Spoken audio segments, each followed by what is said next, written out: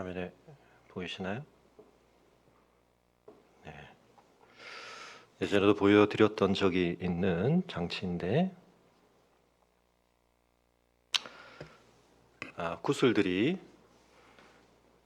기둥의 실로 잘 안 보이시겠지만 낚싯줄과 같은 아주 가는 실로 연결이 되어 있습니다. 뉴턴의 역학 법칙을 따라 이 구슬을 제가 들었다가 놓게 되면 위치 에너지가 운동 에너지로 바뀌게 되겠죠. 네. 움직이게 됩니다. 혼자 움직이는데요. 그러나 이 구슬들을 연결시켜 놓게 되면 여기 있는 구슬과 여기 있는 구슬은 사실은 거리가 떨어져 있죠.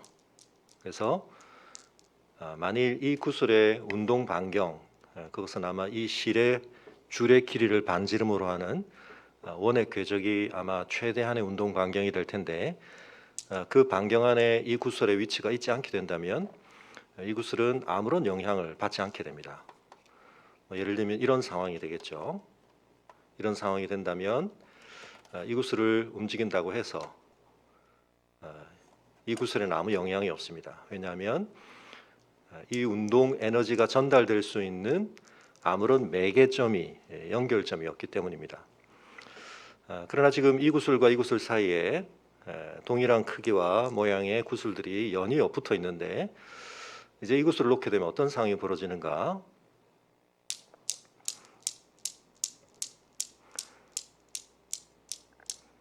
자, 이것을 통해서 아주 간단하고도 명확하게 우리가 사실을 확인할 수 있습니다.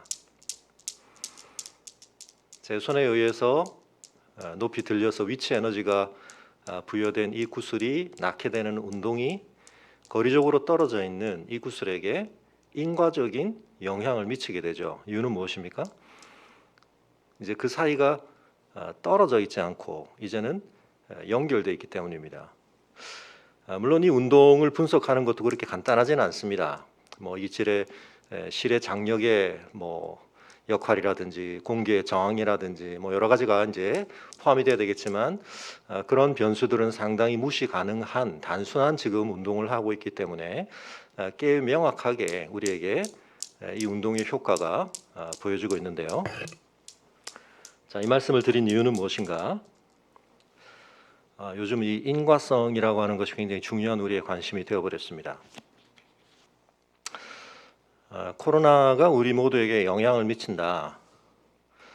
아마 많은 분들이 부정하기는 어려우실 것입니다. 코로나가 직접 영향을 미치는 경우도 있지만 내가 코로나에 걸렸기 때문에 코로나가 나의 건강 상태에 영향을 줄 수도 있지만 사실은 우리 거의 대부분 코로나에 걸린 적이 없음에도 불구하고 영향을 받고는 있습니다. 왜냐하면 그것이 가능성으로 우리에게 존재하고 있기 때문이고, 그러나 좀 더 우리에게 중요하게 지금 보편적으로 적용되고 있는 인과성과 관련된 관심거리는 오히려 코로나가 아니라 코로나에 걸리지 않기 위해서 우리가 예방적으로 맞는 백신의 문제입니다.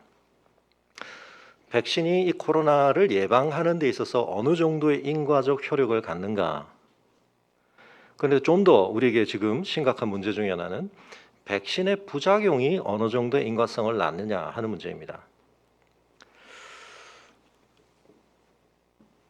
백신이 어느 정도 코로나 예방에 인과적 효력이 있는가?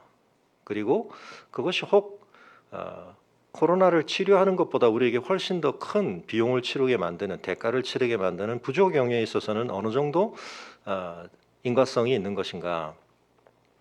문제는 이 코로나 상황이 워낙 예외적으로 벌어져 버렸고, 그래서 다급하게 우리가 이것을 컨트롤하기 위해서는 지금까지 백신에 대해서 적용해왔던 여러 가지 백신이 승인되기 위해서 거쳐야 하고 진행되어야 할 과정과 시간들을 상당히 압축할 수밖에 없었고, 그래서 그것은 우리가 가지고 있는 과학적 기준에 의해서 상당한 정도로 검증이 되었다고는 하지만 그럼에도 불구하고 불안의 요소가 있는 것은 사실이고, 그리고 어쩔 수 없이 과학의 방법이 최선을 다해서 우리에게 제공해 준 것 안에도 우리에게는 약간의 우려가 남을 수 있는 여지는 분명히 있다. 그 점을 먼저 좀 설명을 드려야 되겠습니다. 예전에 제가 어떤 분들은 매우 불필요하고 불명료하다고 생각하실 수도 있는 방식으로 제가 인과성에 대한 이야기를 좀 길게 드린 적이 있습니다. 통계적 상관이라는 것과 인과라는 것이 어떤 차이가 있는가?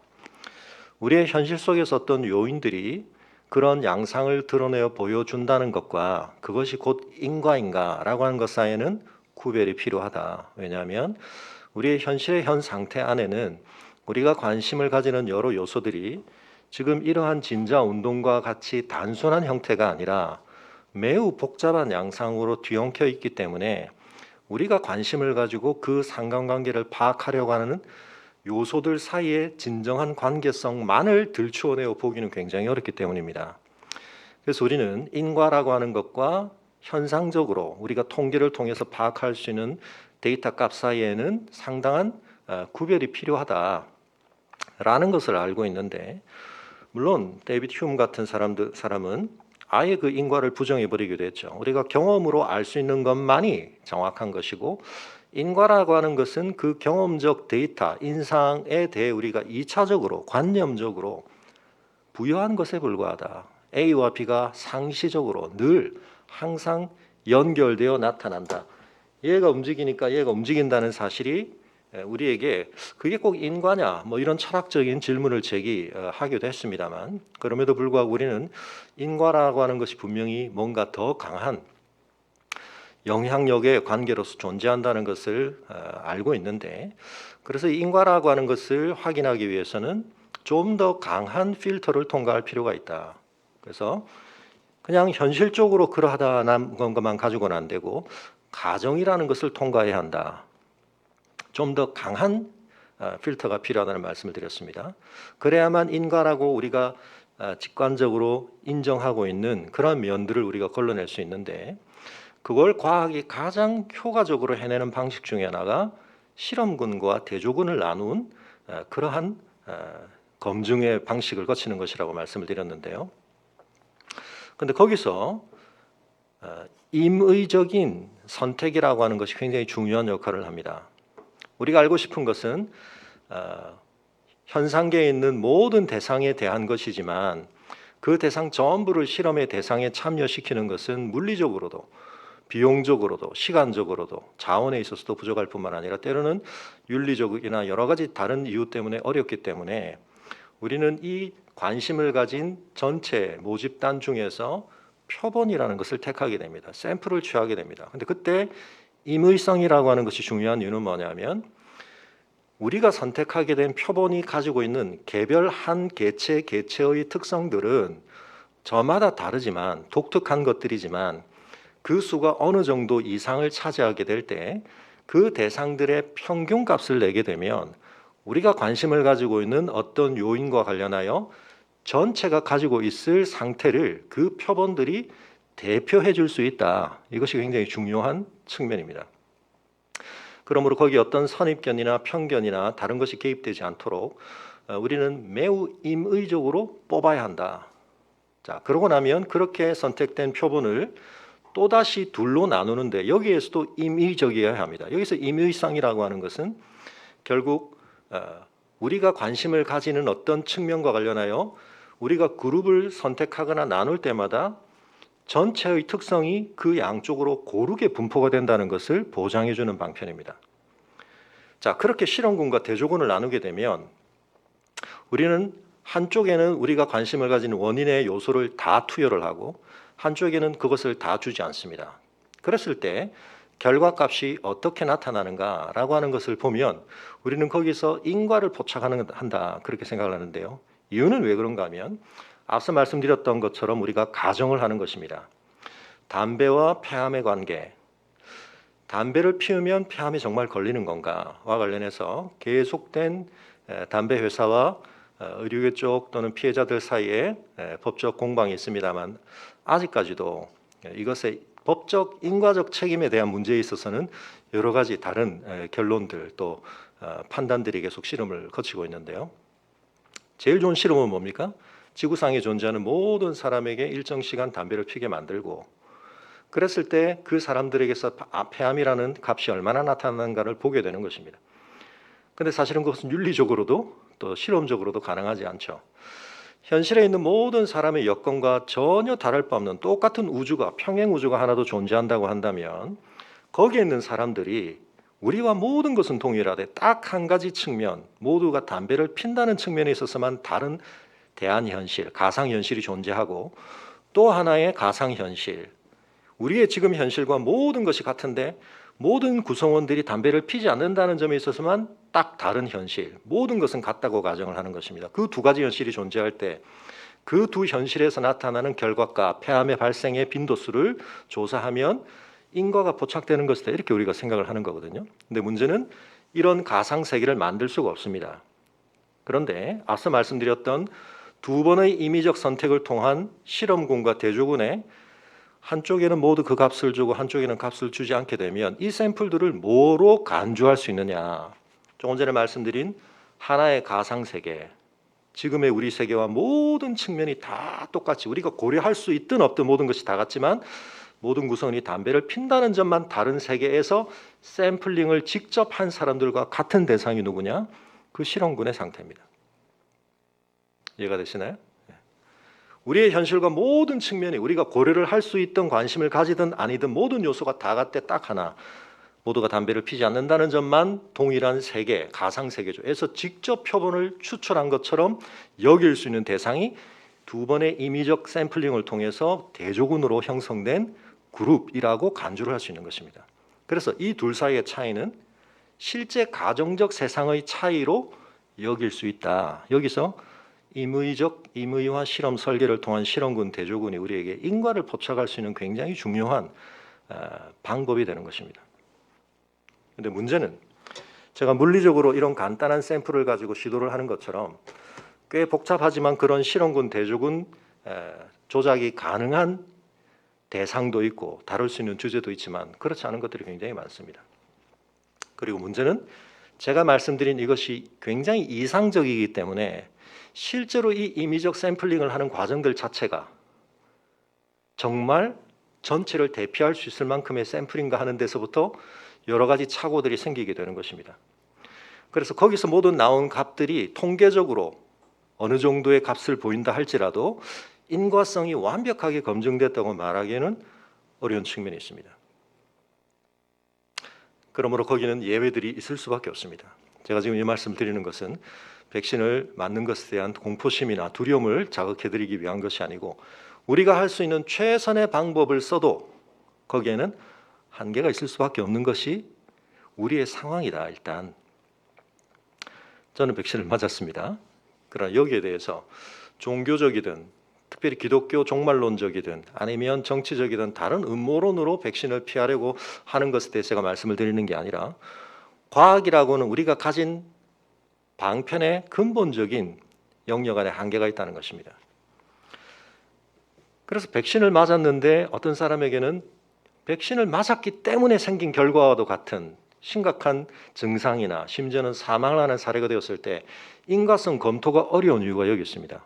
우리가 지금 인과성 검토를 어떻게 한다고요? 한 개체를 놓고 하는 게 아닙니다. 한 개체 안에서 약이 우리의 신체 안에서 어떤 작용을 하는지를 우리가 다 밝혀낼 만큼 우리의 몸의 모든 작동을 우리가 알 수가 없습니다. 이게 컴플렉스 시스템이기 때문에, 복잡계이기 때문에. 그래서 우리는 이걸 뻥튀기 시켜야 합니다. 많은 수의 샘플 안에서 일어나는 것만을 놓고 따져볼 수가 있는데 한 사람의 매우 개인적 특수한 사례에서 발생한 이 문제를 놓고 인과성을 밝히는 방식이 우리에게는 사실상 없습니다. 어떤 점에서. 굉장히 어려운 것입니다. 그래서 내가 백신의 부작용으로 정말 그렇게 되었다라고 밝히기 위해서는 현재 우리가 의학적으로 알고 있는 많은 정보에 의해서 굉장히 두드러지게 현저하게 그런 부분들이 동의되지 않고서는 인과성을 밝히기가 굉장히 어려운 상황인 것이 사실입니다. 그러므로 우리가 많은 것들을 검토한 뒤에도 개인에 의한 선택이 있을 수밖에 없는 상황을 고려해야 한다 하는 측면 정도는 말씀을 드릴 수 있겠는데요. 자, 이것이 오늘 우리에게 그나마 굉장히 중요하게 인과성을 밝히는 방식이기 때문에 우리에게는 어느 정도 어떤 의식들이 깃들어 있냐 하면 결국 진정한 어떤 원인 작용, 결과값을 찾아내기 위해서는 개별적인 것만 가지고는 안 되고 보편성이라는 것 속에서만 우리는 어떤 진정한 관계성을 생각할 수 있다. 이런 생각들이 굉장히 무르익어 왔습니다. 근대 이후입니다. 그러나 지난주에도 말씀드렸던 것처럼 그 반작용도 지금 굉장히 강하게 작용을 하고 있습니다. 그렇게 찾아냈다고 하는 보편 법칙이 과연 나의 한 개체로서의 특성과 상황을 진정으로 포괄할 수 있는 법칙이냐? 포스트 모더니즘에 이르면 어떤 포괄 법칙도 나라고 하는 또는 내 경험이라고 하는 내가 관심을 가진 어떤 특수한 세계에 대한 완전한 포괄 법칙으로서의 지위를 인정하기 어렵다. 이런 주장들이 얼마든지 가능한 것입니다. 왜냐하면 그 포괄 법칙을 찾아내는 과정에서 한 개체가 가지고 있는 고유한 특성들은 어떤 의미에서는 무시하고 간과를 하는 방식으로 우리는 어떤 요인에 집중을 하기 때문입니다. 자, 오늘도 이야기를 계속 좀 길게 드리는 이유는 개별성, 구체성이라는 것과 보편성, 일반성이라고 하는 이 관계의 문제는 사실 오늘 우리 과학의 문제만이 아닙니다. 이건 매우 오래된 문제입니다. 고대로부터 있었던 문제입니다. 플라톤의 시대 이전부터도 있었던 문제입니다. 이름이라고 하는 것이 진정한 보편성을 갖는 실체로서 이데아에 있느냐, 아니면 개체가 궁극적인 실제냐. 그런데 이것이 중세 시대에 이르게 되면 매우 중요한 신학적 논쟁의 주제가 됩니다. 여러분은 이런 얘기가 도대체 무슨 이야기고 우리의 신앙과 삶과 무슨 관계가 있는가 생각하실지 모르겠지만, 여러분 중세에 가장 치열했던 논쟁 중에 하나를 그래서 보편 논쟁이라고 부릅니다. 그리고 거기에 우리가 이름을 알고 있는 그리스도의 십자가 책에도 이름이 언급되어지는 아벨라르라든지 안셀무스라든지 많은 아퀴나스를 비롯한 사람들이 이 논쟁과 관련된 치열한 격론을 벌입니다. 그래서 유명론이라는 것이 나오기도 하고요, 실제론이라는 것이 나오기도 하는데, 오늘도 우리가 예배 시간에 사실은 이 개념을 언급했습니다. 여러분 모두가 언제 그랬나요? 사도신경 신앙 고백을 할 때 그랬습니다. 어떤 구절이죠? 이전 버전에서는 꽤 사도신경을 암송하시는 분들이 좀 착각을 하시는 표현이기도 했는데요.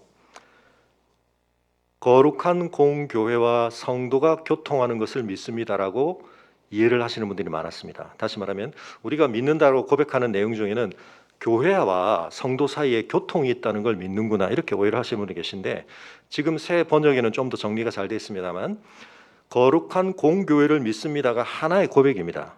성도의 교통을 믿는 것도 또 다른 하나의 믿음의 고백입니다. 그래서 우리가 하나의 거룩한 공교회를 믿습니다. 우리는 관사가 정확히 표현될 수 없기 때문에 그런데요, A Holy Catholic Church를 믿는다는 것입니다. 하나의 보편교회를 믿습니다. 중세 보편 논쟁이 굉장히 심각했던 것 중에는 우리의 신앙과 관련된 중요한 이슈가 여기에 다 연결되어 있기 때문입니다. 한 개체로서의 성도는 우리가 구체적으로 알겠는데, 그 성도들의 성도됨이 보증되어지는, 그들을 통해서 이루어진다고 말하는 우주적인 하나의 그리스도의 몸으로서의 보편교회는 실제하는 것인가? 좋은 나무교회라고 하는, 샘물교회라고 하는 구체적인 로컬 처치는 우리가 경험도 하고 알겠는데, 그들이 모여서 이룬다라고 하는 진짜 보편교회로서의 그리스도의 참된 몸은 어디 있는 것인가? 어떤 방식으로 실제하는 것인가? 삼위일체 논쟁도 마찬가지입니다. 삶 위의 개별성을 포괄할 수 있는 진정한 신적 본질이라고 하는 건 도대체 뭔가? 로마서에서 이번 주에 대단히 중요한 주제였던 아담의 대표성이라는 것과 예수 그리스도의 대표성이라는 것이 죄를 이 세상에 도입시키거나 구원을 가져다주는 방편으로서 어떻게 우리 전부의 운명과 우리 전부의 상태를 포괄할 수 있다는 건가? 굉장히 중요한 주제입니다. 과학도 데이터라고 하는 것과 이론이라고 하는 것 사이의 관계를 퀴납을 통해서 구체성에서부터 일반성이 퀴납으로 확보되고 나온다. 그렇게 확보된 이론이 검증되는 단계에서 연역을 통해서 도출되어진 것을 확인함으로써 퀴납과 연역으로 이 관계가 개별성과 구체성이 다 통합될 수 있다고 봤지만, 지금은 그게 과학 철학적으로 다 깨져버렸습니다. 이론은 데이터에서 퀴납적으로 나오지 않고, 그리고 여기서 연역적으로 이루어진다고 하는 반증이라는 것으로 과학이 모든 것을 현실에 맞닿게 할 수는 없다. 그 얘기까지를 드리면 너무 길어지는데요. 여러분, 이것은 그래서 오늘 우리에게도 여전한 이슈로 남아 있습니다. 개별적인 것 속에, 그리고 그것을 어떤 의미에서는 각각의 구체성을 묻어버리고 그 속에 있는 어떤 관심거리의 전체의 대표성을 어떻게 찾아낼 것인가. 이론 물리학과 실험 물리학의 관계로부터 시작을 해서 온갖 곳에 이 문제들은 다 깃들어 있고, 정치적인 이슈 사실은 그 속에도 다 들어 있습니다. 한 개인의 자유와 전체 집단의 이익, 백신을 지금 그런 의미에서 맞아야 되는가 맞지 말아야 되는가, 우리는 어떤 측면에서 어떤 선택을 해야 되는가. 복음을 이해하는 데 있어서 이 주제가 왜 중요한가? 우리는 계속해서 지금 우리로부터 물리적으로뿐만 아니라 시간적으로 엄밀하게 굉장히 동떨어져 있는 누군가의 한 사람의 이야기를 지켜보고 있습니다. 근데 이 사람의 삶이 그러했다는 것이 오늘 여기에 동떨어져 있는, 시간적으로 공간적으로 동떨어져 있는 나의 삶에 도대체 어떤 임팩트를 준다는 건가? 그 한 사람 속에 일어난 사건은 어떤 의미에서 나의 개인적이고 구체적이고 나에게 너무나 절실한 지금의 내가 직면하고 있고 자각하고 있고 실험하고 있고 그것에 의해서 내 행복과 불행이 좌우되는 것 같은 이 모든 현실이 도대체 어떻게 그 한 사람의 경험 안에 포괄되거나 그것에 관련을 맺는다는 것인가? 여러분, 그것을 우리가 이해할 수 있을 때 복음을 이해하는 것입니다. 다시 말하면 이 개별성과 구체성과 보편성과 일반성이라는 것의 근본적 관계라는 것이 우리에게 잘못 구도화되어 있으면 우리가 복음의 구체적인 내용을 안다는 것이 내 삶에 적용되는 데 있어서 심각한 오류가 생길 수가 있는 것입니다.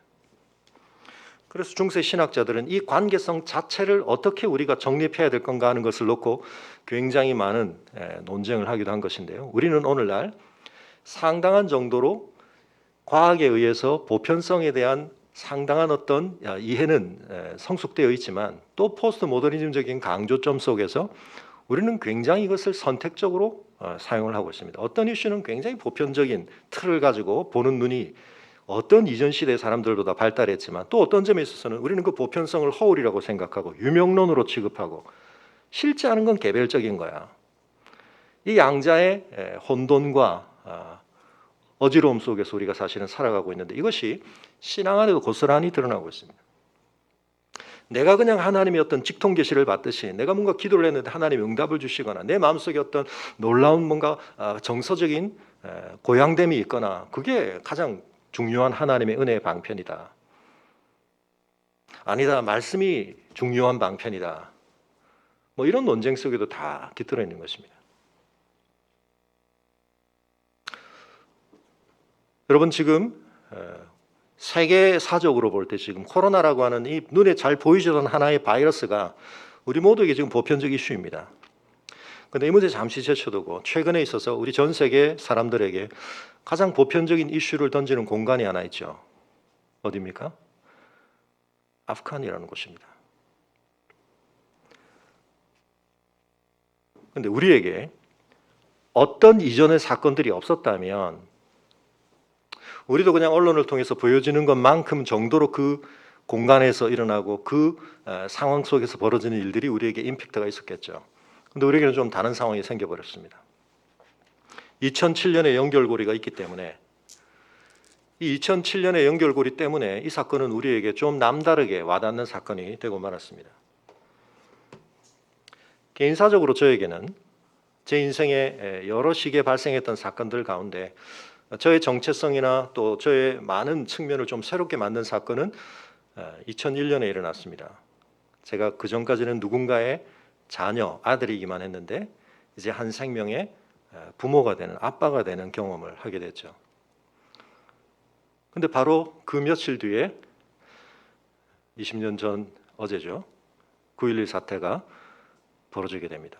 그래서 저는 그 사건을 산부인과 입원실에서 봤던 기억이 지금도 생생합니다. 한 생명의 탄생을 기뻐하는 마음 가운데 지구 저 건너편이지만 심각하게 생명이 손상을 당하는 삶의 가치들이 한꺼번에 무너져 내리는 안타까운 현실을 봤습니다. 어떤 의미에서 그런 연결고리 때문에 아프간에 이제 미국의 개입이 이루어지게 되고, 어떤 의미에서 그런 연장선상에서 2007년에 새물교회 피랍 사건도 일어났습니다. 탈레반이 2007년에 그 사건은 저에게 매우 가까운 곳에서 가까운 사람들에게 일어났을 뿐만 아니라 세계 사람들이 주목을 받는 사건이었습니다. 세계 언론사에서 또 특별히 한국에서도 한 40여일 동안 어느 한 사건이 헤드라인에서 내려오지 않고 계속 다뤄지는 그런 사건은 흔치 않았다, 그런 말씀을 나중에 들은 적이 있는데요. 그 한 중심에서 여러 채널들과 함께 그 사건이 특별히 언론에 다뤄지는 것을 통제하기도 해야 했고 컨트롤하기도 해야 했던, 대응하기도 해야 했던 여러 상황들을 경험하면서 한 사건이 어떻게 비추어질 수 있고 또 어떻게 다뤄질 수 있는가 하는 것과 관련해서 참 어려운 경험들을 많이 했습니다. 지난주 예배를 마치고 잠시 말씀을 드렸지만 지금 이 아프간이 다시 조명을 받으면서 몇 군데서 연락이 왔습니다. 언론사에서. 그중에는 기독교 언론도 있었고요. 좋은 취지를 가지고 그 사건을 한번 조금 다시 회고해 보시면서 이 상황과 관련해서 좀 말씀을 해줄 수 있나. 제가 그 당시에도 그랬지만 언론 인터뷰를 한다는 것이 얼마나 우리의 의도를 충분하게 전하는 데는 한계가 있는 방식인가. 그리고 그 당시에도 우리의 정확한 상황과 입장을 다 전할 수 없는 그런 앞선 상황들이 있었기 때문에 이미 너무나 왜곡된 정보들, 잘못된 가짜 뉴스들이 많은 사람들의 눈과 귀를 덮어버렸기 때문에 그걸 바꾸는 데 있어서 우리가 지금 집중할 것이 아니라 일단 우리는 귀환을 시키는 것이 중요한 상황이었기 때문에 우리가 대응할 수 없는 상황 속에서 덮어 써야 했고 무릎 써야 했던 것들이 참 많았습니다. 근데 그것들이 다 벗겨질 기회도 없었습니다. 그래서 전에도 말씀드렸던 것처럼 그 사건 한 5년쯤 뒤에 외교부가 지원을 하고 위기 관리 무슨 어떤 그런 곳에서 우리 사건을 재조명하면서 앞으로 이런 위기가 발생할 때 선교적으로나 또 여러 가지 일반 차원에서 어떤 대응 체계들이 필요한가 이런 것들을 논의한다고 했는데 제가 뒤늦게 그 상황을 알고 파악을 하고 보니까 우리에게 있었던 일과 관련해서 당시에 언론을 통해서 접할 수 있는 자료만을 가지고 판단을 해서 그 상황을 있는 그대로 알지 못하신 채 평가를 하고 대책을 마련하고 그런 논의가 진행된다는 걸 알고 제가 뒤늦게 개입을 했지만 제가 가서 많은 자료들을 가지고 증언을 하고 실제로 있었던 상황들은 이런 것이다. 많은 것들을 좀 바로잡아야 했습니다. 근데 지금도 마찬가지입니다. 그래서 언론사 인터뷰를 거부했습니다. 지금은 제가 새물교회를 대표해서 그 사건에 대해서 발언할 수 있는 위치에 있지도 않을 뿐만 아니라 아무리 좋은 의도를 가지고 계셔도 그 사건에 파묻혀 있는 많은 진실을 지금 다 일일이 다시 한번 확인하거나 그걸 지금 체크하려고 하는 방향성은 아니실 거기 때문에 지금 제가 무슨 말씀을 하든 그건 또다시 유족이나 피랍자들에게 또 다른 충격을 양산하는 면이 될 수도 있고 또 다른 언론은 그걸 가지고 또 다른 측면으로 그것을 부각시킬 수 있기 때문에 인터뷰를 좀 하기 어렵다. 그런 설명들을 좀 구구절절히 해야 했던 상황들이 있었는데요. 그 당시에 CNN, BBC, 로이터 온갖 세계 언론들이 10분만 라이브 인터뷰를 하자 그런 제안들을 많이 받았습니다. 저는 하지 않았습니다. 그 당시에 그런 언론 조명받는 걸 어떻게 보면 굉장히 활용하기를 원했던 분들도 있습니다. 실제로 그것을 했던 우리가 가는 팀의 비자를 발급받는데 우리가 채널을 썼던 그 단체는 실제로 많은 대권 유력 인사들을 비롯하여 많은 언론들의 조명을 받는 일에 집중을 했던 그리고 그 사건이 끝난 뒤에는 사실이 아닌 것을 사실인 것처럼 기사에 남겨버렸던 저 증거들을 다 가지고 있는데 참 괘씸한 사람들이 있습니다. 네, 이런 부분들까지를 포함해서 사실은 제가 죽을 때까지 어디 가서 말을 할 수 없는 그런 이야기들을 많이 가지고 있는데요. 어떤 사건을 경험한다는 것과 그 사건 속에 있는 실상을 다 안다는 것은 좀 다른 문제입니다. 우리는 어쩔 수 없이 아무리 과학적 방법을 동원해도 우리가 관심을 기울일 수밖에 없는 실제, 실상의, 대상의, 상태의 어떤 측면에 대해서 어느 정도로만 우리는 알 수밖에 없습니다. 그리고 그걸 다룰 수밖에 없습니다. 어떤 측면에 대해서냐, 어느 정도로냐.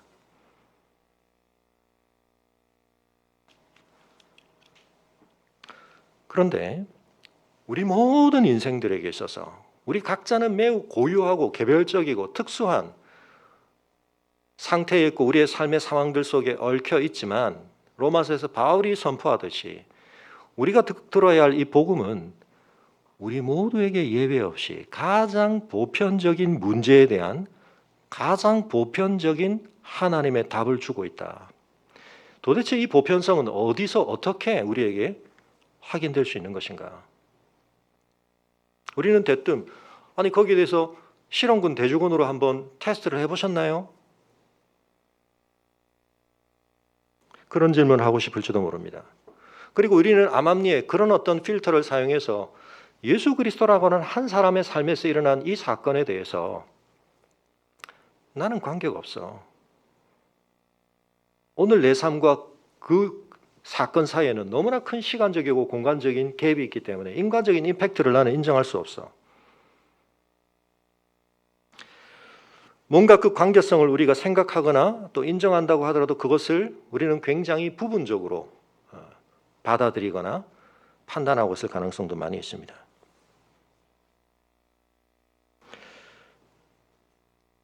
여러분, 복음 속에는 사실은 우리가 너무나 간과하고 있는, 우리가 너무나 제한적으로 파악하고 있는, 그러나 결코 그렇게 취급되어서는 안 될 너무나 중요한 이야기들, 너무나 어마어마한 임팩트를 갖는 사건들이 들어있습니다. 그걸 우리는 말씀의 관점에서 바르게 보아야 하고 그것에 의해서 올바르게 영향을 받아야 한다. 그것이 그리스도인의 마땅한 모습입니다. 여러분, 오늘 본문 속에서 다시 한번 우리는 예수 그리스도께서 어떤 일을 겪으셨는가에 대해서 성경이 증거해주고 있는 내용들을 보게 되는데, 흐르고 있는 가장 중심 주제는 무엇입니까?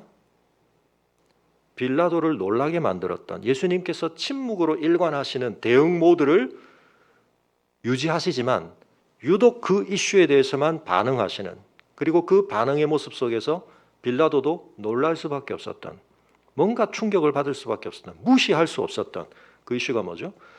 예수가 유대인의 왕이다.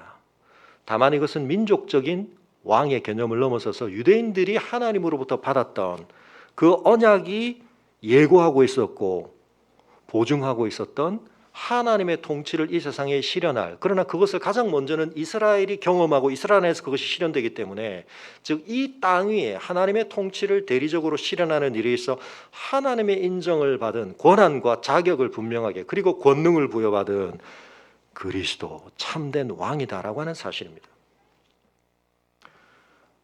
그런데 우리의 눈으로 볼 때 그분의 그러한 자격 주장은 너무나 얼토당토하는 말처럼 보입니다.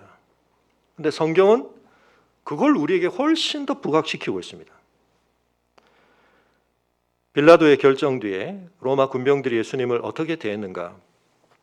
채찍질을 가하고 그분을 모욕하고 그분에게 어떤 조롱과 희롱을 가했는가? 그 이슈도 뭐였죠? 네가 왕이야? 왕 대접해 줄게. 그러나 그것은 진정 어린 경배나 존경이 아니라 희롱이었고 조롱이었습니다. 그런데 여러분, 예수님의 십자가형 자체에 대해서 오늘 본문에 짧게 등장하는 24절에 우리 번역상으로도 7글자에 불과합니다. 십자가에 못 박고 끝입니다. 그런데 그걸 앞뒤로 무엇에 대해서 성경은 집중 조명을 하는가? 2007년 아프간 사건에 대해서 언론이 조명하지 않았지만 그 당시에는 가짜뉴스들이 뒤덮어버렸지만 저는 정말 밝히고 싶고 말하고 싶고 증명할 수 있는 얘기들이 너무 많습니다. 정말 가슴 아팠던 것은 일반 언론뿐만 아니라 소위 기독교 언론이라고 하는 측에서도 이 사건을 심층적으로 들여다보지 않고 너무나 얄팍하게 취급해버리는, 물론 그럴 수밖에 없는 복잡한 얽힌 상황들이 있기는 했습니다. 교회에서 파송한 선교 프로그램이라는 측면과 또 현재 있었던 사람들이 듀얼 멤버십으로서, 우리 교회는 새물교회는 선교사를 보낼 때 교회가 후원하기도 하지만 또한 선교단체의 컨트롤을 받고 선교단체 훈련을 받는 것을 함께 중요한 조건으로 가지고 있었기 때문에 왜 또 소속이 따로 있는가? 이 관계는 무엇인가? 뭐 여러 가지 복잡, 거기 또 인터콥이 끼고 한민족 복지재단이 끼고, 이 관련성에 대해서 사람들이 잘 파악을 하지 못할 때 이 사건의 진상에 대해서 자기들에게 단면적으로 보이는 것만을 가지고 아 이렇구나 저렇구나 짐작을 하고, 그리고 한국 교회가 단기 선교라는 이름으로 사실은 뭐 관광도 하고 막 이랬던 것들에 대해서 실제로 쌓여 있었던 부정적인 시각이나 비판적인 시각을 가진 사람들이 이 상황을 계기로 해서 막 쏟아부었습니다. 여러분, 거기 현지에 있었던 우리 선교사 팀이나 배영규 목사님이 이끌었던 청년 팀은 그런 상황에 의해서 공격받을 만한 대상이 사실은 아니었습니다. 청년의 자체 안에서 그동안 키워졌던 사람들이 실제로 거기 현지에 가서 유치원 교사로, 간호사로 다년간 봉사하고 있었고, 실제적으로 우리 멤버가 거기 있었기 때문에 어려운 상황인 줄 알았지만 가서 후원을 해야 했고 방문을 하려고 했던 것이고, 밝히고 싶은 얘기가 한도 끝도 없습니다. 지금 저보고 그 사건을 재조명하라고 하면 제가 많은 증거들을 가지고 하고 싶은 얘기가 너무너무 많은데요. 배은규 목사님이 어떤 분이었는가? 유경식 선교사님이 거기를 갔다 오셔가지고 사실은 아테네로 가신 이유가 뭡니까? 가슴에 담고 계신 그 경험 속에서 세상이 어떻게 오해를 했고 세상이 우리를 어떻게 비난했는가 보다 더 크게 하나님 앞에 자신의 인생이 어떤 부름을 받아야 할 것인가, 하나님의 뜻 앞에서 그 사건을 어떻게 해석해야 할 것인가, 몸으로 그것에 대해서 말씀하신 거죠. 누가 가라고 한 것 아닌데 거기 가서 고생하시며 귀한 사역을 보람되게 의미 있게 하셨던 그 내용을 우리가 알기 때문에 우리는 그 사역을 계승하려고 하는 것이고, 이 사건 속에서 우리는 다시 한번 그나마 한국이 이제 아프간과 관련해서 국제사회와 관련해서 뭔가 좀 더 본이 되는 그런 난민에 대한, 또 우리가 함께했던 사람들에 대한 책임 있는 어떤 모습을 보였던 것이 계기가 되어서 조명을 받는 이 상황, 그리고 이제는 우리가 그렇게 들어가려고 해도 들어갈 수 없었는데 수많은 사람들이 거기서부터 나오는 이 상황, 우리는 하나님 앞에서 많은 것들을 다시 생각하고 고민하고 또 찾아가야 할 것입니다. 그런데 여러분, 저는 그런 마음으로 이 복음서를 보게 되기 때문에 그 직접 증인들의 관점에서 뭘 말하고 싶은가, 지금 예수님이 경험하신 일에 대해서 뭘 부각시키고 싶은가, 뭘 제대로 알아야 이 사건 속에서 우리가 읽어내야 할 가장 중요한 메시지를 놓치지 않고 그 보편적인 진리가 우리에게 적용이 될 것인가. 여러분, 복음서 기자들은 예수님이 어떻게 무시당하셨는가, 예수님이 얼마나 철저하게 조롱당하시고 모욕당하셨는가를 은폐하거나 가리려고 하지 않습니다. 오히려 그걸 낱낱이 드러내고 있습니다. 왜 그럴까요? 여러분, 복음의 소식은 오늘 제가 설교 제목에도 붙였듯이 1차적으로 악이 폭로되는 사건입니다. 이 세상에 뿌리 내리고 있는 우리 각각의 존재 속에, 우리의 각각의 인간성 안에 너무나 깊이 보편적으로 뿌리 내리고 있는 이 악이 어떤 모습인가, 얼마나 강력한 지배력을 가지고 있는가 하는 것이 바로 예수 그리스도라고 하는 한 존재의 투명함 속에서, 한 존재의 시금석 속에서 지금껏 드러난 적이 없는 수준으로 폭로가 되고 있는 것입니다. 제가 좀 이번 주는 큰 걸 가지고 왔는데 이 얘기는 다음 주에 좀 더 자세히 드리겠습니다만, 예수 그리스도의 한 존재 안에 이 세계의 모든 현상이 다 깃들어서 우리에게 드러나는데, 그 측면 중에 하나는 이 세계가 왜 하나님의 심판과 진노를 받을 수밖에 없는, 하나님이 원래 의도하신 상태에서 얼마나 심각하게 이탈되어 있고 인간성 속에 얼마나 강하게 악이 그들을 종노로 시키고 있는가 하는 것을 보여주되 모든 사람의 모습을 통해서 드러나는 것입니다.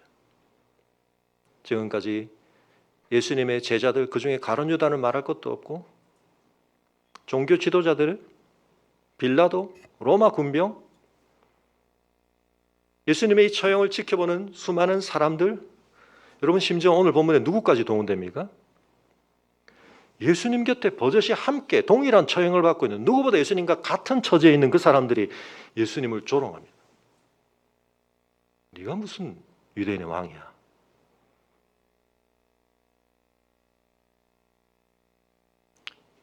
예수 그리스도 누구에 의해서도 비난받으시거나 이와 같은 공격을 받으실 아무런 일을 안 하셨을 뿐만 아니라 정반대로 누구보다도 많은 사람들에게 혜택을 주셨고 유익을 주셨던 분이 이런 취급을 받으실 수밖에 없는 게 뭐죠? 그분이 뭘 잘못했습니까? 자신에게 주신 아버지의 뜻에 헌신하시니까, 아버지를 철저하게 의지하시니까, 아버지가 맡기신 사명에 충성하시니까, 아버지만을 사랑함으로 아버지의 이름만을 드높이려고 거기에 집중하시니까 주변의 모든 게 어떻게 드러나 버리죠? 그를 완전히 매도해 버립니다. 짓누르고 짓이겨 버립니다. 꽤 괜찮을 것 같은 사람들도, 저렇게까지 할 필요가 있는 싶은 사람들도 예수 그리스도의 헌신과 충성과 그의 진정한 면모가 드러나면 드러날수록 사람들은 그것을 하나님이 그에게 위임하신 사명과 정체성과는 정반대의 모습으로 평가합니다. 어떻게 저러고도 하나님의 아들이야? 어떻게 저러고도 유대인의 왕이야?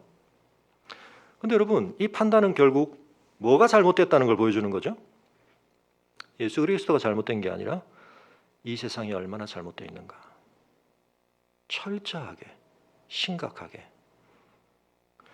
그래서 여러분, 그리스도의 십자가에서 존 스토트가 그 점을 잘 논증하지만 우리는 먼저 십자가가 우리를 위해 벌어진 사건이기 전에, 복음의 사건이 우리를 위해 일어난 사건이기 전에 뭐라고 봐야 한다고요? 우리에 의해 벌어진 사건. 가룟 유다가 참 잘못했네. 빌라도가 비겁했네. 종교 지도자들이 왜 그래? 왜 이렇게 외식이야? 예수님 제자들이 왜 그래? 아니 어떻게 로마 군병들이 그렇게 잔인할 수 있지? 국제사법재판소에 고발당할 일도 없고 언론의 감시도 없으니까 더더욱 그랬겠죠. 근데 심지어 예수님 곁에서 동일하게 처형받는 그들조차 동료의식을 느끼면서 같이 동정이라도 할 수 있었을 텐데 어떻게 저러지? 물론 누가복음은 그 중에 한 사람의 마지막 변화를 우리에게 증거하고 있습니다만 그 전까지 예수님의 이 사건은 그들의 악을 고발하고 있습니다. 근데 여러분 잘 보십시오. 그들이 유전자적으로 굉장히 기이한 체질을 가지고 있어서 그런가요? 거기에 보편성이 있습니다. 무슨 보편성이 있죠? 오늘 여기서 지금 우리의 삶을 지배하고 있는, 우리의 선택을 좌우하고 우리의 반응을 결정짓는 우리 속에 있는 시기와 우리 속에 있는 비겁함과 우리 속에 있는 탐심과 우리 속에 있는 잔인성과 우리 속에 있는 아나무인식으로 남을 무시하고 뭐가 됐든 남들과 차별하여 내 우월감을 지키려고 하는 그 마음들과 하나님의 의도와 뜻과는 상관없이 대세에 굴복하는 우리의 모든 모습들, 현실에 있는 참된 것을 파악하지 못하고 휩쓸려 목소리를 내고 마는 우리의 모습들, 이게 다 깃들어 있는 것입니다.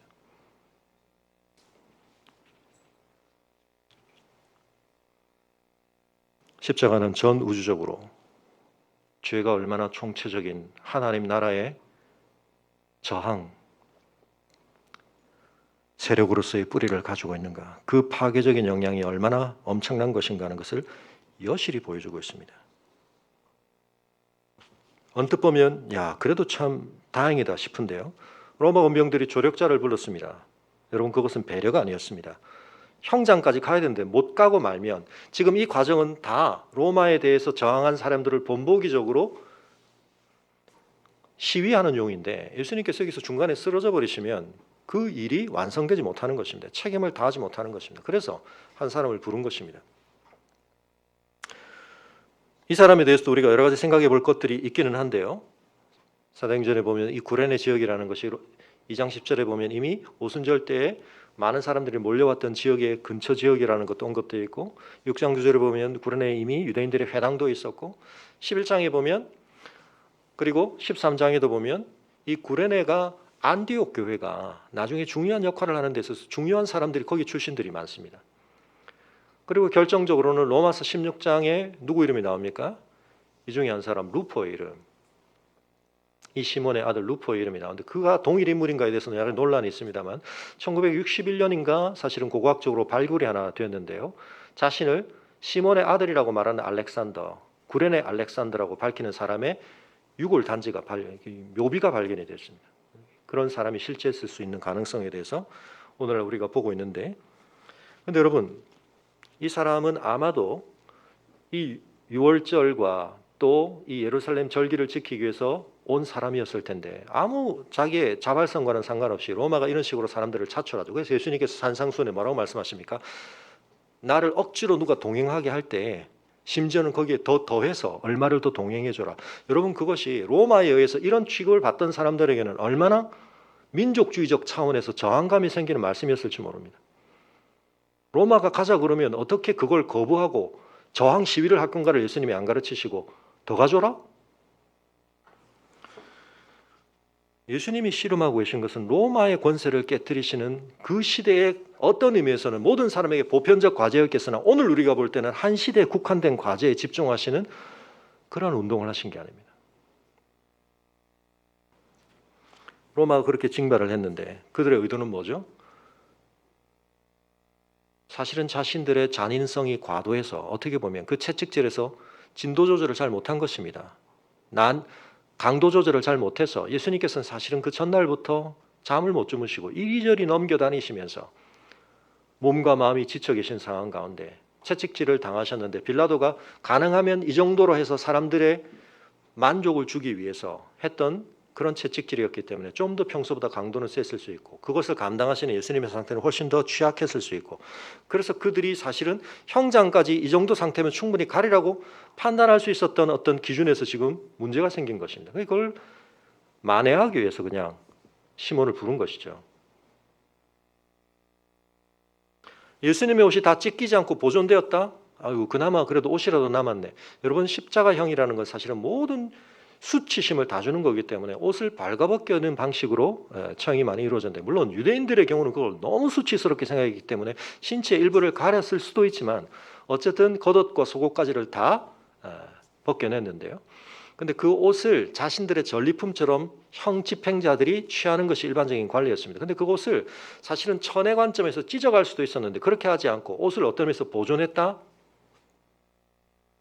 좀 이따 그건 다른 측면에서 우리가 보겠습니다. 어떤 의미에서 진통제가 제공됐나? 몰약을 탄 포도주?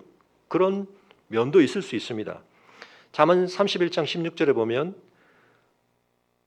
죽음을 앞둔 자, 죽는 자에게 독주를 주고 마음이 슬픈 자에게 포도주를 주라. 그 말씀을 가지고 탈무드에 보면 랍비들은 이걸 어떻게 적용했냐면 사형을 당하는 사람에게 베풀어 줄 수 있는 마지막 자비 같은 것으로 약간의 독주를 주는 것이 있습니다. 근데 사실은 이 몰약이라고 하는 것은 마취제 성분이 실제로 있는가? 그 당시에 사람들은 그렇게 생각했을 수도 있지만 또는 맛을 더하는 것의 역할도 했다고 합니다. 사실은 로마 군병들의 입장에서는 그러한 유대인들의 풍습을 따라 죽이는 주되 어떤 의미에서는 여기도 여전히 왕에 대한 조롱이 있습니다. 왕이 먹는 고급 술을 마지막으로 주는 것처럼. 근데 예수님이 어떻게 하시죠? 거부하십니다. 예수님께서는 성찬을 제정하시면서 마치 나시린의 서원처럼 아버지의 나라에서 마실 때까지는 내가 더 이상 이 땅에서 포도주를 마시지 않는다는 말씀을 하셨기도 했고 자신은 뭘 끝까지 들이키시겠다고 했습니까? 구약이 예언하고 있는 하나님의 진노의 잔을 마지막 그 속에 남아있는 찌꺼기, 찢기까지 다 들이키시겠다. 그런 태도를 보이셨다고 볼 수 있습니다. 시간에 찾지는 않겠습니다. 시편 75편 8절이나 시편 69편 21절 같은 데 보면 이것이 얼마나 악인에게 베풀어지는 하나님의 진노의 잔을 마지막까지 들이키는 그러한 모습, 의인이 경험하는 쓰라린 고통을 묘사하는 것으로 표현되어 있는가 하는 것들을 볼 수 있는데요.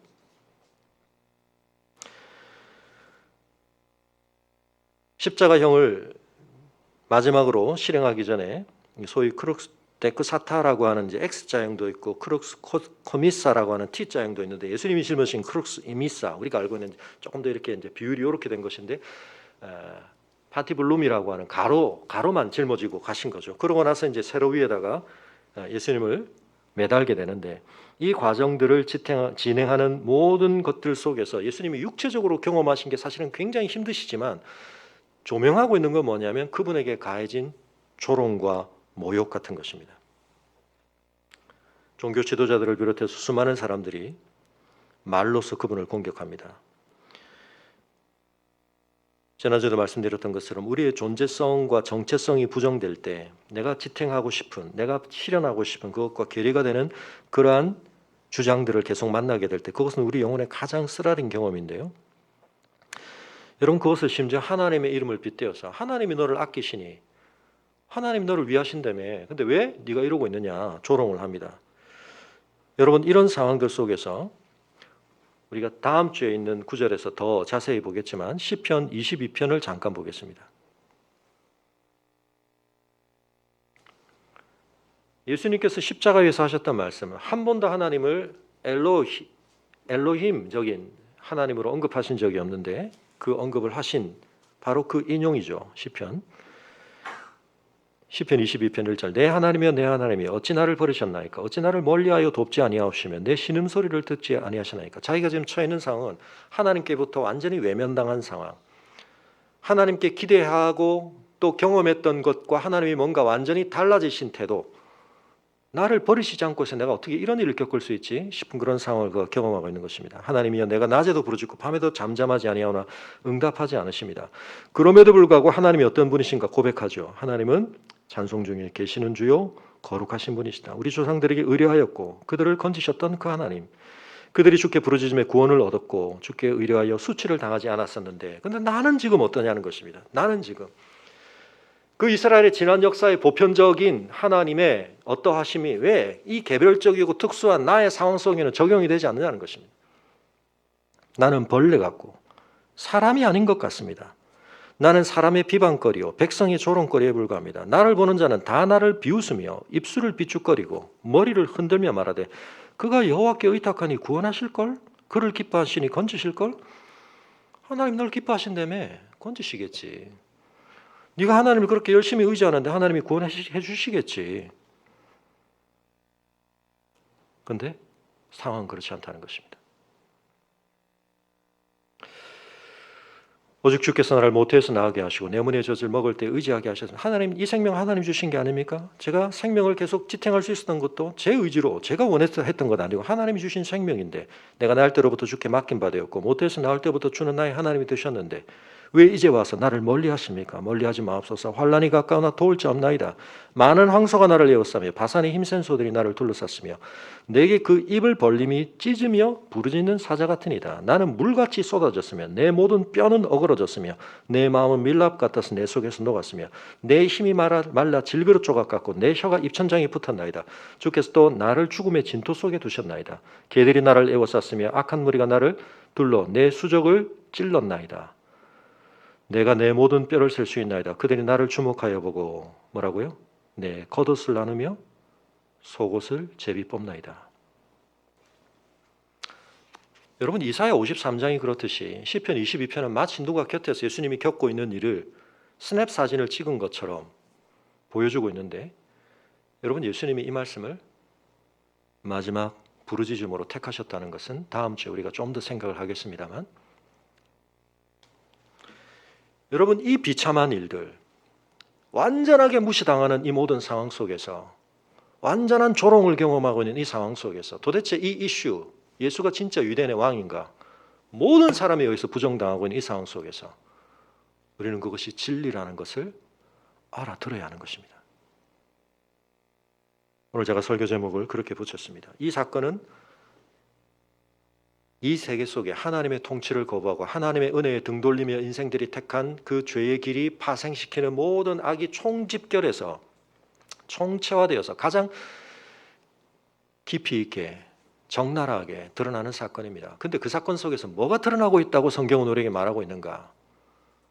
놀랍게도 빌라도가 연출을 하고 로마 군병들이 맡겨진 배역에 충실하게 일을 함으로써 이 모든 일들이 이루어지고 있는 것이 분명한 개별적이고 구체적인 이 사건의 한 면입니다. 그런데 이 사건 속에 뭐가 있다고요? 하나님의 연출이 있다는 것입니다. 그리고 이 사건 속에 하나님이 직접 출연하고 계시다는 것입니다. 한자로 연출과 출연은 같습니다. 순서만 바뀌었죠.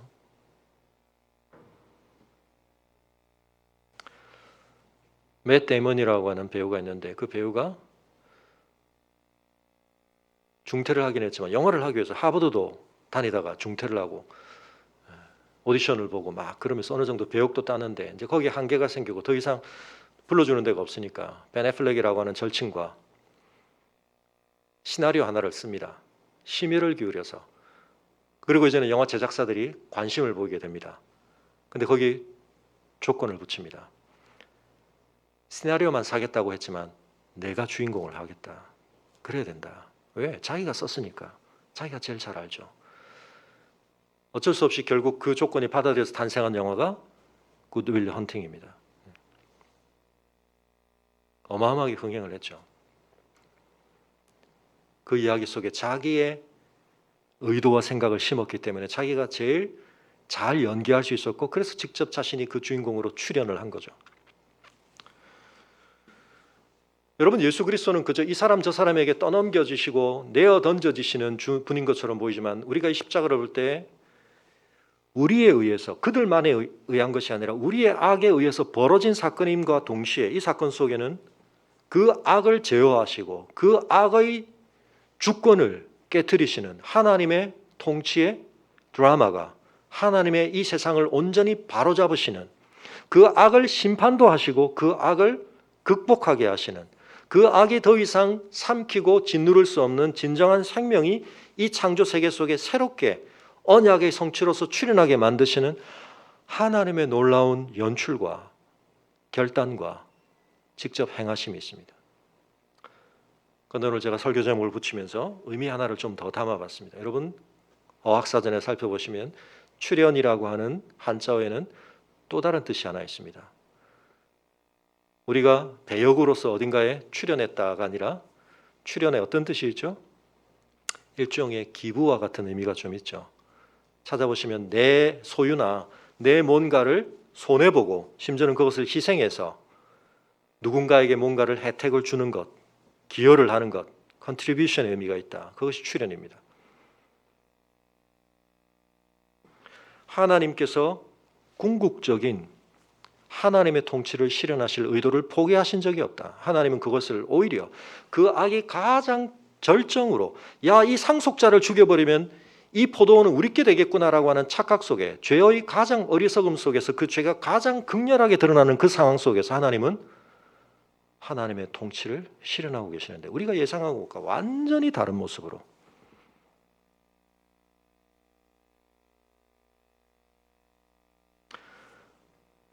하나님께서 출현하셨습니다. 자신을 내어주셨습니다. 독생자를 내어주심으로. 그리고 그 이야기에 비참함과 모욕을 당하시는 그 진정한 주인공 자신이 되셔서, 그리고 그 사건은 하나님의 통치가 부정되는 사건처럼 우리에게 분명히 드러나 보이지만 그 사건 속에는 하나님의 통치가 실현되는 이야기가 진행되고 있다. 이것이 지금 복음이 우리에게 말해주고자 하는 바입니다. 우리는 이 이야기를 그렇게 들어야 하고 그렇게 보아야 합니다. 그러고 나면 뭐가 달라지는가? 여러분, 우리는 이 복음이 참된 진리를 우리의 개별성과 구체성과 보편성 모두에 대해서 하나님의 언약에서 그 보편적 적용을 받지 못하는, 완전히 배제당하고 예외가 되어버린 내 인생과 내 이 고난과 내 이 시름은 도대체 어떻게 해석되어야 되는가에 대해서 이 세상의 어떤 보편적 이론과 사상으로도 조명을 받을 수 없는 칠흑 같은 어둠 속에 있는 한 사람의 부르짖음조차 뭐가 된다고요? 그 악을 끝장내시고 하나님의 공의와 선을 이루시는 하나님의 연출 기획 속에 자기 자리가 있다. 그것도 가장 깊은 중심 속에. 우리는 이 진리의 렌즈로 가장 보편적인 것에서부터 가장 개별적인 것까지 꿰뚫어 볼 수 있고 통합할 수 있고 끌어안을 수 있게 되는 것입니다. 고난의 측면과 관련해서는 다음 주에 우리가 좀 더 생각을 하겠습니다만, 사랑하는 성도 여러분, 누군가가 조롱을 할 때는 거기에는 상당한 자신감이 있습니다. 누군가에게는 그걸 유머로 승화시킨다든지 조롱으로 다룬다는 건 여러분 자신감을 의미합니다. 그 상대방이 주장하거나 취하고 있는 태도에 대해서 내가 꿈쩍할 여지가 없다는 사실에 대한 확실한 압도적인 강한 확신을 가지고 있을 때 조롱이라는 게 가능합니다. 로마 군병들은 그랬습니다. 종교 지도자들은 또 한편, 여러분, 내가 지나치게 손상이 당했거나 자존심이 상했거나 이럴 때 그걸 보복할 수 있고 보복하게 되었을 때 보상받을 수 있다고 생각할 때 사람들이 조롱을 합니다. 또 어떤 사람들은 내가 모든 것을 걸었던 것에 대해서 엄청난 실망감을 느끼고 배신감을 느꼈을 때 거기에 대해서 조롱을 하게 됩니다. 시니컬해집니다. 예수님 곁에 있었던 사람들처럼 하다 안 되면 우리가 정말 아무것도 아닌 것조차 격차를 벌리면서 내 우월감을 확인받으려고 합니다. 나는 저거보다 나아. 근데 그 일을 겪고 계신 분은 그 세상이 사실은 하나님 앞에서 얻어야 하고 지탱해야 할 진정한 자존감, 진정한 자기 충실감을 결여하고 있는, 그걸 엉뚱한 자원에서 얻으려고 하니까 생기는 이 모든 파생적인 결과들의 대상이 되셔서 그 모든 화살들을 다 맞고 계시지만 그분 안에 뭐가 있습니까? 가장 진정한 존귀함, 그 무엇도 허물 수 없는 가장 진정한 충만함. 사단은 끊임없이 유혹하고 위협했습니다. 돌로 떡을 만들어봐라. 예수님의 처음 시험 때부터 뛰어내려봐라. 여러분 그 말씀이 어디 있다고? 시편 91편에 있는 내용입니다. 시편 91편에서 인용한 겁니다. 사단이. 구약에 그렇게 말씀했잖아. 보편적인 메시아에게 주신 약속인데 그걸 너의 지금의 상황에 적용해봐. 너 뛰어내려. 그럼 증명할 수 있잖아. 십자가에서 뭐라고요? 거기서 내려와. 거기서 요만큼 내려올 수 있으면, 그때는 엄청난 높이를 뛰어내리라고 그랬지만 거기서 요만큼 내려올 수 있으면 우리가 인정할게. 누구의 기준으로요? 그들의 기준으로. 근데 하나님은 어떻게 하고 계십니까? 거기에 매달려 있는 것이, 거기에서 그 비참한 수치를 겪는 것이 뭐라고요? 내가 너를 사랑하고 있고 내가 너를 기뻐하고 있음에 대한 너의 고백이라고 말씀하시는 것입니다. 사단이 인용했던 그 시편 91편의 그 구절 바로 다음이 뭡니까? 메시아의 진정한 역할, 사단과 뱀의 권세를 깨뜨리시는 역할에 대한 얘기거든요. 딱 그 한만 인용을 하는 겁니다. 사단은 부분만 딱 취합니다. 전체 총체성을 보지 않습니다. 여러분, 이 복음의 이야기의 총체성을 우리가 다 보게 되면 어떻게 되냐면, 지난주에 말씀드렸던 것처럼 우리가 뒤집히지 않을 수가 없습니다. 하나님이 이 역사를 뒤집으신 이야기를 우리가 제대로 읽게 되면 내 존재에 대한 우리의 시각이 뒤집히지 않을 수가 없습니다. 상이 바뀝니다. 내 존재가 뒤집어지면 그런 존재로 우리가 세상을 살 때 사람들은 우리가 잘못 산다고 말하지만 우리는 그것이 하나님의 진리를 바르게 알고 복음의 영향을 받는 사람의 길이라는 것을 확신하며 가는 것입니다. 예수 그리스도의 이 부끄러운 이야기, 이 수치스러운 이야기 속에서 여러분 승리를 보십니까? 하나님의 신실하심을 보십니까? 악을 반드시 심판하시는 하나님의 어미하심을 보십니까? 그 모든 것이 예수 그리스도 한 분 안으로 다 집약되어 있습니다. 원래는 이 배역이 나눠져 있어야 됩니다. 선인과 악인으로, 하나님의 언약 백성과 원수로. 그런데 이 사건 속으로는 다 응축이 됩니다. 그래서 우리가 제대로 보지 않으면 한 면만 볼 수 있습니다. 그런데 그걸 다 보게 되면 이 총체적인 빛 안에서 우리는 가장 놀라운 이야기, 우리의 삶의 모든 것을 포괄할 수 있대, 우리의 가장 구체적인 것까지를 다 담아낼 수 있는 참된 진리를 보는 것입니다. 그 주인공 되신 예수 그리스도를 우리는 사랑하지 않을 수 없고, 우리는 그분을 중요하게 여기지 않을 수 없고, 그분과의 연합을 우리는 소중히 여기지 않을 수가 없고, 그분을 따르는 삶을 우리는 보람되고 희망차게 여기지 않을 수가 없고, 그분의 삶에서 증명된 것들을 우리는 확신 있게 붙들지 않을 수가 없고, 그래서 우리는 복음의 사람이 되고 복음을 받은 자답게 복음을 살아내는 사람이 따라오게 되는 것입니다. 로마서에서 다음 주에 6장에서 이제 그 내용을 우리가 다시 한번 확인하게 될 텐데요. 은혜를 우리가 값없이 받았지만 값싸게 받아서는 안 되고, 이 속에 얼마나 어마어마한 하나님의 출연이 있는가, 출연이 있는가. 엄청난 걸 하나님이 출연하셔서, 직접 출연하셔서 하나님의 의도를 연출하여 성리하셨는가. 우리가 그 사실을 알게 될 때 우리가 구체적이고 개별적인 것 다 모르지만, 또 내가 아는 만큼 세상이 알아주지 않지만, 오해로 뒤덮여 있지만, 비난의 화살을 받고 있지만, 아프간 사건 속에서 하나님이 우리에게 품게 하신 것들 우리는 여전히 소중하게 품고, 그들을 미워하는 것이 아니라 그들이 겪는 고난 속에서 우리는 우리에게 허락하신 것들로 어떻게 그들을 섬길 수 있을 것인가. 아프간을 지금 탈출하고 있는 사람들을 돕기 위해서 선교사님들이 여러 곳에서 지금 노력들을 하고 계십니다. 우리 교회도 그런 점들에 있어서 할 수 있는 한 재정적으로, 또 우리가 그리스도에서 이루어지는 사역에 대해서도 더 많은 관심을 가지고 기도를 해야 되겠지만, 여러분 중요한 것은 오늘 나의 삶의 자리를 복음으로 이해하고 복음으로 품고 복음으로 살아내는 이 삶에 우리가 헌신하게 될 때 여러분 하나님께서 영광을 받으시는 것이며 하나님의 나라가 드러나게 되는 것입니다. 우리 함께 자리에서 일어나겠습니다.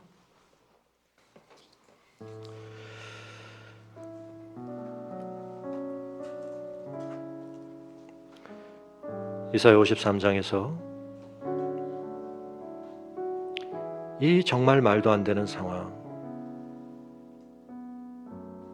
함께 십자가에 매달려 있으면서 그 좌우에 있는 사람으로부터도 조롱을 받으시는 그분에 대해서 이사야는 700년 전에 우리에게 이렇게 말씀하였습니다.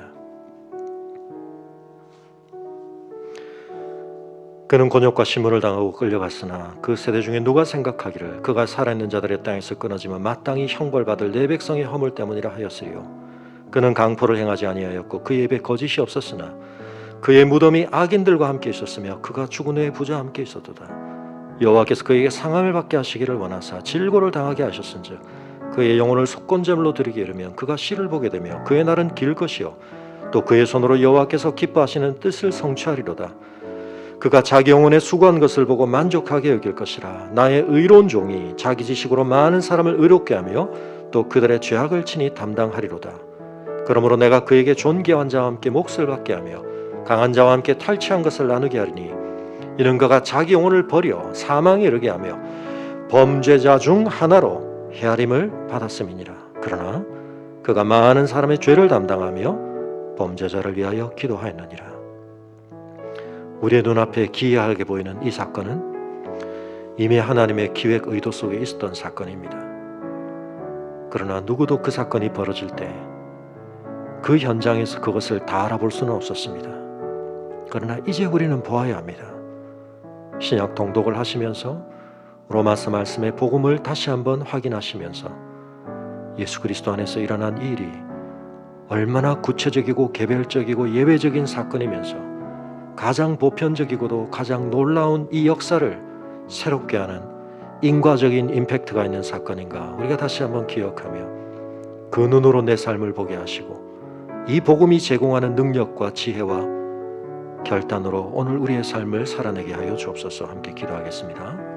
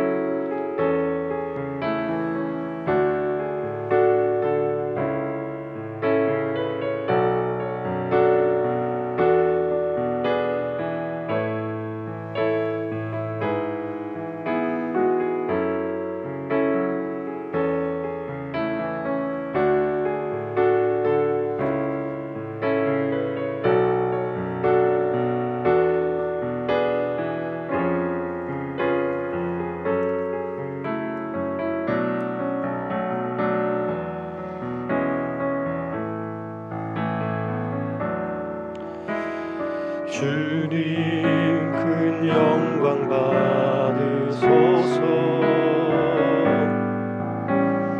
홀로 찬양 받으소서. 모든 이름 위에 뛰어난 그 이름 온 땅과 하늘이 다 찬양해. 겸손하게 우리 무릎 꿇고 주 이름 앞에 영광 돌리세. 모두 절하세. 독생자의 예수 주님께 찬양 드리리. 모든 영광과 존귀와 능력 받으소서.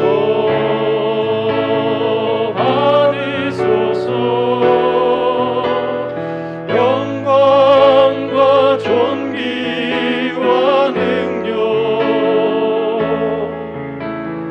받으소서.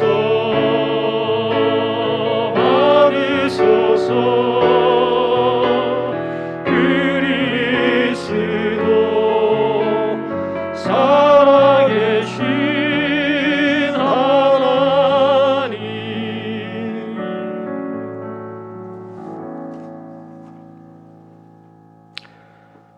저희를 하나님의 형상으로 창조하시고 저희 안에 허락하신 놀라운 능력들을 키우고 발휘하며 저희는 이 세상 속에 있는 많은 것들의 인과적인 연결망을, 그 상호 관련성을 파악하게 되고 이해하게 되고 사용하게 되고 통제하게 되었습니다. 그럼에도 불구하고 여전히 저희가 이 세계의 작동에 대해 물리적인 차원조차, 우리의 몸 안에서 일어나는 그 모든 작용조차 다 알지 못하며 지극히 제한적이기에 저희의 많은 어려움과 한계가 있는 것을 고백합니다. 언론이 발달하고 취재의 수단과 파악한 정보를 퍼뜨리고 공유할 수 있는 수단들이 너무나 놀랍게 발전되어 사용되고 있지만 여전히 이 세상에서 벌어진 어떤 일의 진상과 실체가 드러나기보다는 은폐되거나 가리워지고 오해되고 편견 속에 묻히는 것을 또한 경험합니다. 그러나 아버지 하나님, 하나님께서 예수 그리스도 안에서 행하신 그 일에 대하여 저희가 제한적이고 부분적이고 일면적이고 파편적으로 아는 자리에 머물지 않도록 도와주시고, 시간적으로 공간적으로 우리에게서 너무나 먼 곳에서 상관없이 일어난 듯 보이는 사건이지만 그 사건 속에 하나님께서 담아두신 가장 구체적이고도 가장 보편적인 이 복음의 소식에 대해 우리가 올바르게 듣게 하시고 깨닫게 하시고 성령께서 그것을 오늘 우리 안에서 확증해 주심으로 말미암아 복음의 사건이 내 온 존재와 내 삶을 진정으로 뒤덮고 새롭게 조명하며 우리의 존재를 하나님 앞에서 새롭게 발견하고 세워가는 우리의 생명의 뿌리가 되게 하시고, 그로 말미암아 우리에게 허락하신 이 땅의 삶을 헛되이 잘못 살지 않고 받은 바 복음과 그 안에 주신 하나님의 은혜와 지혜와 권능에 합당하게 사는 저희들이 될 수 있도록 도와주시옵소서. 오늘도 우리 각자가 처해 있는 그 개별적이고 특성한 상황과 시름거리와 문제의 양상은 다르오나 우리 모두에게 하나님의 구원을 주시는 하나님의 능력이 되신 보편적 복음의 권능은 동일하오니 그 복음 안에서 서로를 위로하며 중보하며 씨름해 갈 때 우리 각자의 성도들의 삶 속에 공동체 안에 복음의 향기와 열매들로 충만케 하사 오늘 이 땅 위에서 우리가 복음을 뒤집고 복음을 뒤엎고 복음을 파묻어 버리려고 하는 이 세상 속에서 여전히 그리스도께서 행하신 그 일의 가치와 의미를 무색하게 만들어 버리려고 하는 이 세상 속에서 그 복음을 품고 복음을 살아내므로 복음의 열매를 들어 증거하는 저희들 되게 하여 주시기를 간구하며, 이제는 우리 주 예수 그리스도의 은혜와 우리 아버지 하나님의 그 크신 사랑과 성령의 감화감동 교통하심이 십자가로 악의 정체를 폭로하시고 드러내실 뿐만 아니라 그렇게 폭로되고 그렇게 적나라하게 드러난 악을 심판하시고 극복하시고 죄가 더 이상 생명을 삼킬 수 없도록 부활 생명으로 이 세계에 하나님이 실현하실 새 창조의 열매를 드러내셨음을 확신하며 그 복음을 받은 자답게 살기로 결단하며 소망하는 주의 성도들의 걸음 위에 지금부터 영원토록 함께 하시기를 간절히 축원하옵나이다. 아멘.